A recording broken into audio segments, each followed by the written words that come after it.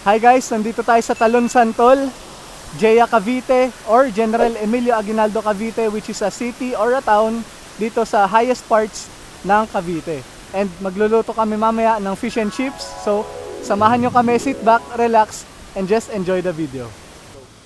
Guys, linisin na natin yung patatas. So after natin kuskusin and linisin yung mga potatoes, slice na natin sila na parang rectangle, parang potato fries. Yan.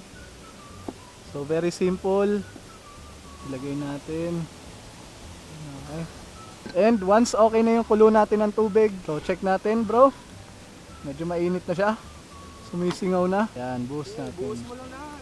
Okay, buhos na yan. So, yan, okay, ayos. Let's close natin yan. Wait muna tayo ng konti. A few moments later.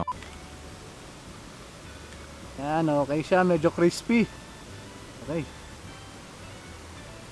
Dalawang beses natin siyang ipa-fry para sa texture and para mas masarap yung lasa niya, mas malinamnam. I-deep fry muna natin for the first time. Ay. Okay. Okay. So para lang tayong nasa McDonald's. Okay, wag natin lalahatin yung saktong ano lang. Yan, bale, de-drain muna natin siya para sa unang fry pa lang naman to. So yun, may pangalawa pa naman. Oh, may second. Ano meron dito, brother? Ito yung butter natin para sa fish fillet. Yan, excited na ako dyan. Yan, fish fillet natin. Favorite ko yan bro, kaya talagang gagalingan natin. Yan, paglagay natin dito. Yan. Parang nilalapag nyo lang, parang pinapadulas nyo lang. A few moments later. Kunin na natin, yung hawak lang is huwag masyadong madiin para hindi siya madurog. Lagay natin dito. Yan, maganda siya tignan, no? Crispy. Yan, no? Okay guys, so nakapagluto na tayo ng fish and chips. So check natin ang fish natin. This is actually dory fish lang po siya, galing sa Dali, worth 100 pesos. So simpleng breading. Then this one naman yung potatoes natin, 1 kilo lang po, worth 100 pesos. And may simple tayo na mushroom and green peas. So para talaga nasa London tayo guys, kung saan talaga sikat yung fish and chips. Okay guys, sobrang solid nito for 400 pesos lang. Yan, check natin to. So try ko muna yung fries. Yan. Ano, Brad? Kamusta? Crispy in the outside pero malambot siya in the inside. Parang sa ano, sa mga restaurant. Tamo, i-ano ko siya. Tamo siya. Yan. Diba? Try ko naman yung fish.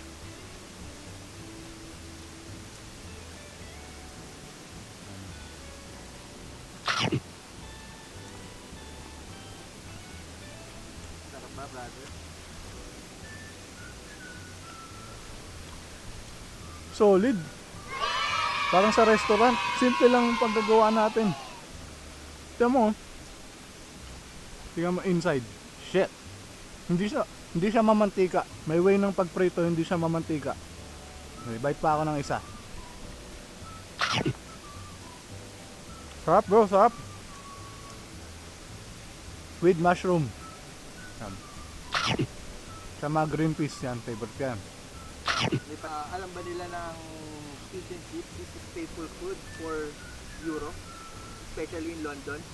Sa London, kasi doon mura lang yung isda tsaka yung patatas doon eh. Kaya talagang yun yung kinakain ng mga taxi driver, ng mga normal na employees, mga manggagawa, yun talaga yung food nila. Only around 11 pounds pag nandun ka. Sa atin parang medyo, Mahal sa atin pero sa kanila. hindi bro, nagawa nga natin 400 eh. Ito lahat na yun oh. Sobra Yes, pa. guys.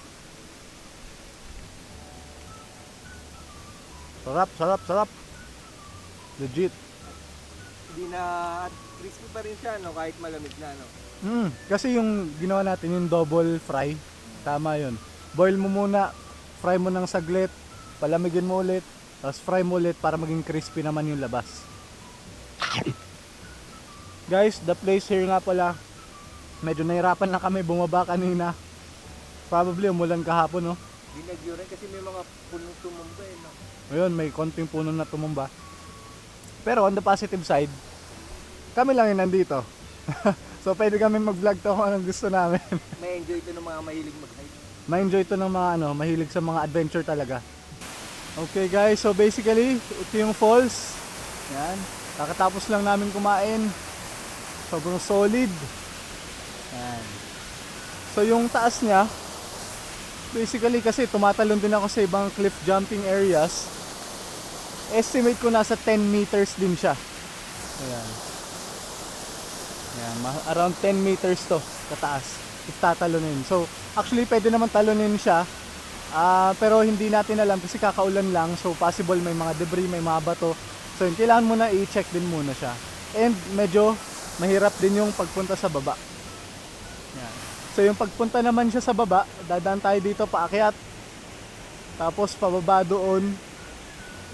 Tapos, ayan, sige, akyatin ko muna. Let's go. Deadly na, deadly. Ayan, so siya. Bangin na agad. Hindi nyo nakikita ng ayos pero bangin na siya agad. Tapos medyo mataas din talaga. So yan, kakapit ka lang talaga sa mga ano dito. Wala nang hiya-hiya to, kapit lang ng kapit. Yan. Sige, let's go para sa vlog. Do it for the vlog. Adventurers naman tayo. So yan. Falls. Sige, lakad pa tayo. At medyo nakakalula na rin. Yan.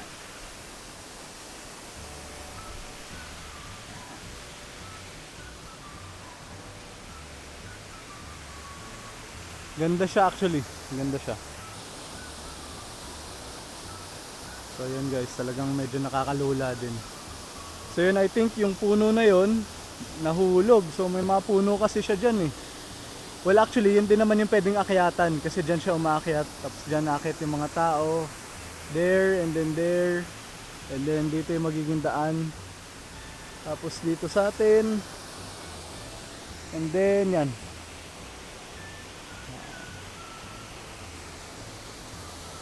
So maganda siya. Actually yung tubig ngayon medyo maganda kasi hindi siya yung brown eh. Yan, tapos ang laki, ang taas niya. Yan, from the top. Yan, pababa. Para may mga vine pa tayo ni Tarzan dyan. Yan, oh. Kaya, madami tayong ganyan dito. Nakita natin yung ganda ng kalikasan natin. Ang lakas pa ng falls. So dati nung unang punta namin dito 3 years ago, wala nga, hakbang muna tayo. Hakbang muna bago magkwento. Baka maging kwento. Ayan.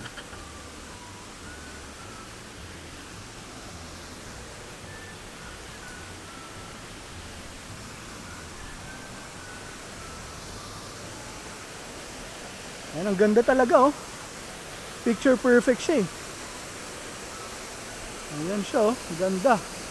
Eh si Kit kasi, yan, tropa ko yan. Talaga ever since. Basketball, luto, ganto ganyan, gala, Manila. Ayan, mahilig siya sa isda. So guys, please support him. May TikTok siya, Rider Hobbyist.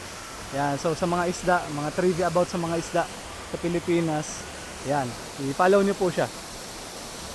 Boy, balita dyan. Ang dami na. Dilis. Ano ba yan bro? Wild guppy. Wild guppy. Okay. Pampatatas natin. Guys, yun yung falls. Yan, may mga nasa stock lang na konting debris. Tapos yung falls all the way from there. So yan. So i-tour ko na kayo since nandito na rin naman na tayo. Ganda siya. Let's go a little bit more. Yan, maganda siya dito eh. Yan guys, so yun yung falls. Yun yung river papunta sa falls. May mga nag-ukit pa ng bato, ang galing. So you can see, fairly clear din naman yung tubig natin. So yan, dyan kami nag-set up ng camp. Tapos yun yung pababa sa falls. Yan, sige.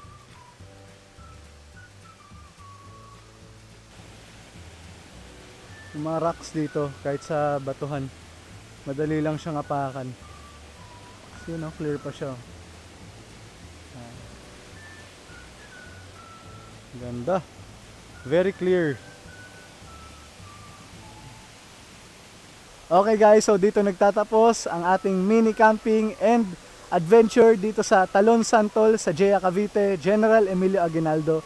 So yun, hopefully nagustuhan nyo. Please leave a like, subscribe, and share this with your friends na sa tingin nyo matutuwa sa video na to. Ang sarap ng fish and chips and ang ganda din ng lugar natin dito. Paano ba? Akit na kami. Mahirap pa to. Let's go. Peace!